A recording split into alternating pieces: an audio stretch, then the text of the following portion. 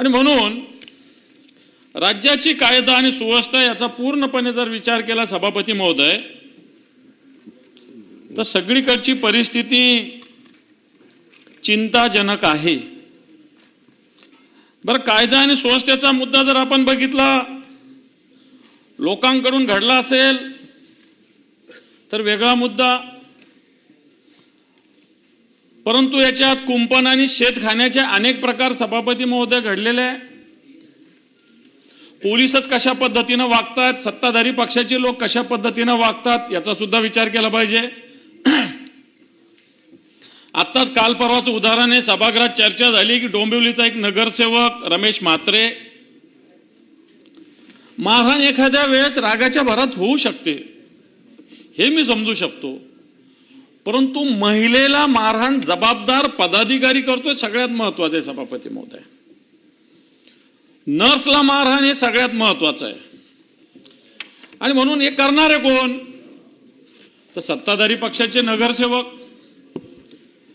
हे सगळं होतं न होतं तर सत्ताधारी पक्षाचे आमदार एका प्रकाशकाला फोन करतात, शिवाजी कोण होता याच्याविषयी प्रकाशकाला दमदाटी केली जाते सभापती महोदय। आता हे आमदारांनी आतमधलं पुस्तक वाचलं का नाही वाचलं? पुस्तक किती जुनं आहे, त्यांना आताच कुठून जाग आली? आणि म्हणून एक आमदार अशा पद्धतीनं शिवराळ भाषेमध्ये, ठीक आहे एखाद्या वेळेस एखाद्याला धमकी पण द्यावं लागते राजकारणात, असं काय मी धमकी दिली नाही पाहिजे असं म्हणत नाही, द्यावी लागते, परंतु अशा भाषेमध्ये ते एका पुस्तकाच्या प्रकाशकाला, बरे दुसरं कोणी सामान्य माणसाने केलं तर मी समजू शकतो, परंतु एक सत्ताधारी पक्षाचाच आमदार अशा पद्धतीनं धमकी देतो, हे मला असं वाटतं चिंताजनक आहे। सभापती महोदय, मला एक काल पत्र आलं अंबरनाथ विश्वनाथ रामचंद्र पनवेलकर यांचं, आणि हे आहेत मुरबाडचे, अंबरनाथ मुरबाड, तिथले जे स्थानिक आमदार आहे, आता नाव घेता नाही येणार मला, पण मुरबाडचे आमदार आहेत, मुरबाडचे आमदार आहे, यांनी या विश्वनाथ पनवेलकर यांना धमकी देताना एजाज लकडावाला हा जो गुंड आहे जेलमध्ये, याच्या मार्फत सुपारी दिल्याची लेखी जबाब ह्या लकडावाल्याने दिलेला आहे। लकडावाल्यांनी स्वतः पत्र लिहिलं, ते सभापती महोदय माझ्या जवळ आहे, आणि या पनवेलकरांनी पंतप्रधानांना, मुख्यमंत्र्यांना, राष्ट्रपतींना पत्र लिहिलं, त्यांच्यावर गोळीबार झाल्याची घटना घडली, कुटुंबाला गंभीर जीविताचा धोका निर्माण झाला, आणि करतोय कोण? सत्ताधारी पक्षाचे आमदार। आता यांना सुरक्षा दिली पाहिजे नाही दिली पाहिजे यांनी मागितलेली आहे। मला असं वाटतं, मी कायदा आणि सुव्यवस्थेची स्थिती असताना आमदार कशा पद्धतीनं सुपाऱ्या देण्याचं काम, लकडावाला सारख्या माणसाला सुपारी देण्याचं काम मुरबाडचे आमदार देतात, आणि एक सामान्य माणसाला धमकी देतात, हा प्रकार मी आपल्या समोर आणतोय। सभापती महोदय, माझ्याकडे एक पत्र आहे, हे पत्र एक डोळ्यात अंजन घालणार आहे।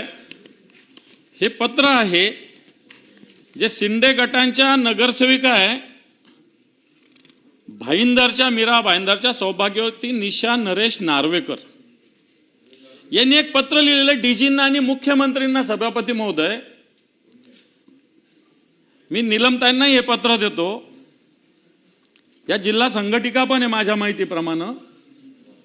यांनी पत्र लिहिलं राज्याच्या डीजीला आणि मुख्यमंत्र्यांना, मीरा भाईंदर शहरातील महिलांवरील अत्याचार, भाजपाचे लोकप्रतिनिधी आणि त्यांचा गुन्हेगारांना असणारा राजाश्रय, तसेच वाढत्या महिलांवरील अत्याचाराच्या पार्श्वभूमीवर तातडीने कठोर कायदेशीर कारवाई करून अत्याचारग्रस्त महिलांना न्याय मिळवून देण्याबाबत। हे काय आमच्या विरोधी पक्षाचं पत्र नाही आहे, सत्ताधारी पक्षाच्याच एक आमदार आहे मीरा भाईंदरच्या, जिल्हा संघटिका आहे निशाताई नरेश नार्वेकर नावाच्या, यांनी हे पत्र डीजींना दिलेलं आहे, मुख्यमंत्र्यांना दिलेलं आहे। त्याच्यात त्यांनी भारतीय जनता पार्टीच्या लोकांची यादीच दिलेली आहे।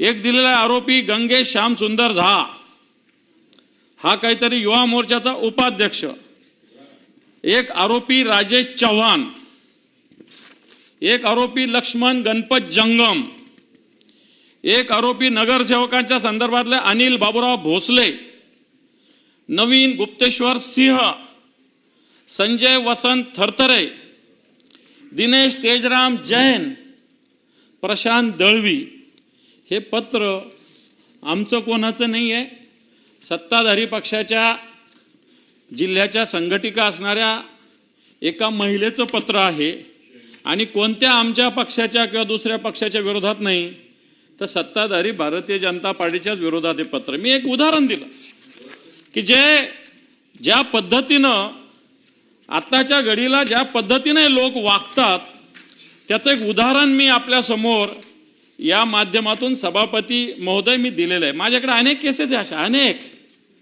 अनेक केसेस आहे माझ्याकडं, पण मला असं वाटतं मी वेळेचं भान ठेवून मोजक्या भूमिका आपल्या समोर सभापती महोदय मांडतोय आणि या सगळ्या धमक्या देणारे लोक कोण आहे आणि कोणाला कशा पद्धतीने धमक्या देतात, मला वाटतं याचा हा एक मी उदाहरण आपल्या समोर सभापती महोदय ठेवलेला आहे.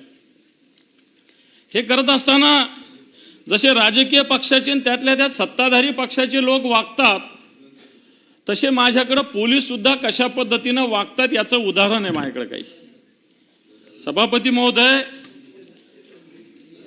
एक मुंबईचा पोलीस उपअधीक्षक आहे, यांनी अल्पवयीन मुलीचा लैंगिक छळ केल्याचा गंभीर आरोप त्या मुलीनं केलेला आहे सभापती महोदय. त्याच्यानंतर अकोला येथील एक सहाय्यक पोलीस उपनिरीक्षक आहे, याने एका महिलेकडे, आता लाज वाटते बोलायला सुद्धा सभापती महोदय, पण एक मुलगी शरीर सुखासाठी पाठवण्याची मागणी केलेली आहे सभापती महोदय, अकोल्याचा एक ASI.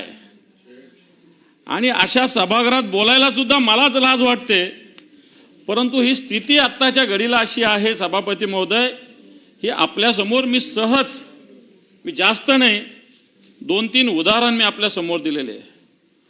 पोलीस कशा पद्धतीनं वागतात, एक उदाहरण माझ्याकडे आहे. नवी मुंबईचं एक सत्ताधारी पक्षाचा स्वीकृत सदस्य आहे, त्याचं नाव चौगुले. एका महिलेनं त्याच्या विरुद्ध तक्रार केलेली आहे सभापती महोदय, रबाळे पोलीस स्टेशनला. तक्रार केल्यानंतर मी त्याच्या डिटेलमध्ये जात नाही, महिलांच्या तक्रारीची फार चर्चा होऊ नये असं मला वाटतं, परंतु नवी मुंबई पोलीस स्टेशनच्या रबाळे पोलीस स्टेशनचे सिनियर PI याच्यात बाळकृष्ण सावंत, ज्या मुलीनं तक्रार केली महिलेनं, तिला सांगतो, तिच्या घरमालकाला सांगतो की हिच्याकडून घर रिकामं करून घे. म्हणजे पोलीस हे जनतेचे सेवक झाले की सत्ताधारी पक्षाचे नौकर झालेले. एक रबाळे पोलीस स्टेशनचं मी एक साधं उदाहरण मी आपल्या समोर सभापती महोदय ठेवलेलं आहे. सभापती महोदय, पोलीस कशा पद्धतीनं वागतात, कारण या राज्याच्या या सगळ्या विषयावर, कायदा सुव्यवस्थेवर जसं पाहिजे तसं नियंत्रण आत्ताच्या घडीला सभापती महोदय सत्ताधारी पक्षाचं नाहीये, मंत्र्यांचं नाहीये. मंत्री आपला मतदारसंघ आपल्या जिल्ह्याच्या बाहेर पडायलाच तयार नाहीये, राज्याशी देणं घेणंच कोणाला नाहीये. मी एक उदाहरण दिलं तुम्हाला, आमच्या संभाजीनगरात वेरूळ एक शिक्षकाचा मृत्यू झाला सभापती महोदय, त्याच्यावर एक लक्षवेधी विक्रम काळेंनी केली होती.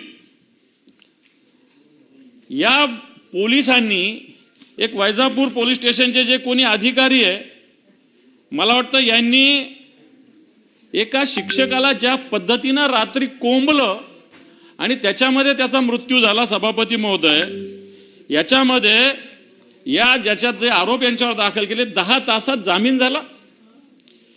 302चा आरोप असणारे लोक पोलिसांबरोबर तिथं पोहोचतात, खाजगी गाडी घेऊन जातात ज्या गाडीला क्रमांक नाही, आणि गुन्हा होतो रात्री 10 जूनला रात्री 11:30 वाजता. मी स्वतः 4 तास रास्ता रोको केला सभापती महोदय त्या ठिकाणी, आणि रात्री 9 वाजता मग गुन्हा दाखल झाला. कलम असे थातूर मातूर कलम लावले गेले. आणि म्हणून हे कोण जे नागरगोचे असतील, जे कोणी त्यांच्या सोबतचे गुंड असतील, 302चे आरोपी सोबत घेऊन पोलीस फिरतात, त्या गाडीला क्रमांक नाहीये सभापती महोदय. आणि एका मुख्याध्यापकाचा, एका शिक्षकाचा बळी घेतला जातो. आणि मला असं वाटतं हे पोलिसांच्या वागण्याच्या पद्धती मी आपल्या समोर या समोर ठेवतोय.